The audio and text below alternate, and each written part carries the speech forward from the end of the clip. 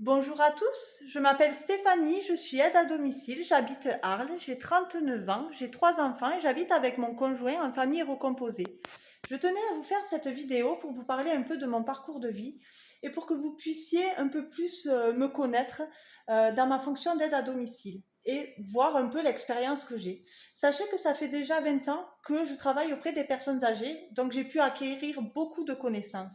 Et si j'ai pu me diriger dans cette voie-là, c'est grâce à un stage que j'ai fait en troisième.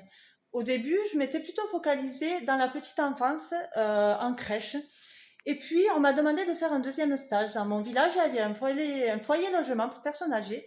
J'ai fait mon stage là-bas et là, j'ai eu un déclic. Je me suis dit, mais c'est pas les enfants, c'est les personnes âgées. Tout ce que j'ai pu apprendre dans ce stage m'a conforté dans cette idée que c'était ce que je voulais faire, que c'était ma vocation, m'occuper des personnes âgées. Donc, après mon stage de troisième, je me suis dirigée vers un CAP, service aux personnes, que j'ai effectué dans une maison familiale rurale à Castillon-du-Gard, en alternance, en internat. C'est vrai que le fait d'être en internat, j'aimais pas trop ça, j'avais pas trop le moral de quitter le cocon familial. Mais quand j'effectuais mes stages, mes 3 semaines ou mes 15 jours de stage, là j'étais épanouie, là j'étais heureuse. Je pouvais aider les personnes âgées. Quand elles me voyaient, elles étaient souriantes, elles étaient heureuses de me voir, elles me demandaient de l'aide, elles avaient confiance en moi et qu'est-ce que ça me faisait du bien.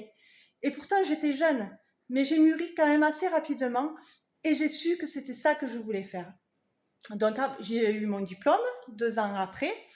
Et puis là, j'ai pu commencer à travailler. J'ai commencé à faire aide à domicile et je m'occupais d'un papé et d'une mamie, à les faire manger, à les aider à la toilette, les petites tâches d'une aide à domicile. Mais j'étais déjà épanouie. Mais à ce moment-là, malheureusement, la vie a fait que cette personne-là est décédée et je me suis dirigée vers les maisons de retraite. J'ai fait plusieurs maisons de retraite. J'en ai accumulé pas mal en tant que remplaçante. Vous savez que les maisons de retraite recherchent énormément de personnel.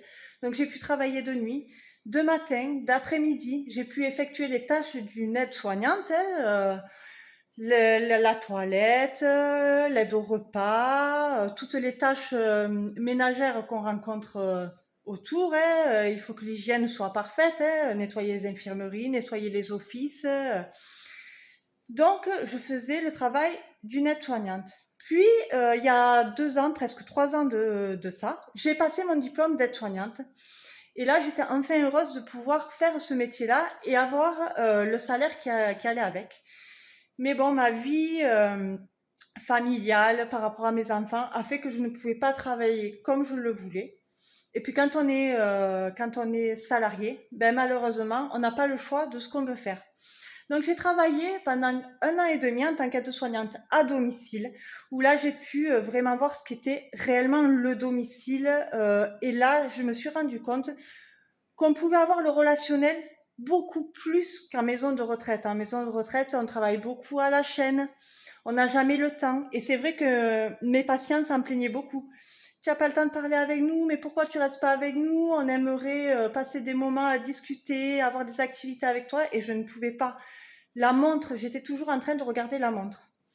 Puis quand j'ai fait aide-soignante à domicile, je me suis rendu compte qu'on avait un peu plus de temps, que le relationnel y était beaucoup plus, mais le fait d'être salarié me bloquait.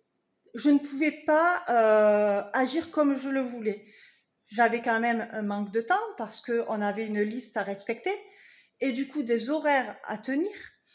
On doit toujours avoir du coup un compte rendu à notre patron, ce qui est tout à fait normal. On nous dit des règles qu'on doit respecter, ce qui est tout à fait normal, mais moi je ne voulais plus de ça. Moi ce que je voulais, c'était me mettre à mon compte, pouvoir gérer le temps comme j'en avais envie, ne plus entendre de la bouche de mes patients, mais pourquoi tu t'en vas déjà? Pourquoi tu n'as pas le temps? Moi ce que je voulais, c'est pouvoir être à mon compte, pouvoir gérer le temps comme j'en avais envie, pouvoir avoir ce relationnel, cette écoute, cette complicité que je peux créer avec mes patients. Pour moi, c'était l'essentiel. C'est pour cela que ça fait 4 mois que je me suis mis à mon compte et que pour moi, le fait de pouvoir ne plus entendre les mots tu n'as pas le temps, pourquoi tu restes pas avec moi, j'ai envie de te parler, tout ça, je l'entends plus parce que je suis à mon compte et parce que toutes ces valeurs que j'aime dans ce métier, l'écoute, la gentillesse, la patience, tout ce qui est important, l'accompagnement que moi je propose, c'est vraiment prendre le temps, écouter en profondeur les problèmes, mais aussi les bons moments, parce que vous savez, les personnes âgées aiment raconter tout leur passé et qu'est-ce que j'aime. Pour moi, c'est des connaissances immenses d'entendre toute leur vie, parce que moi, je leur apporte beaucoup en tant que personne qui les accompagne dans la vie de tous les jours, qui les aide pour les tâches dont elles ont besoin. Ces moments de convivialité que je propose dans mon accompagnement, ces moments de bien-être, de relaxation, tout ça, c'est un bonheur pour moi parce que je peux créer vraiment une forte, forte relation avec mon client.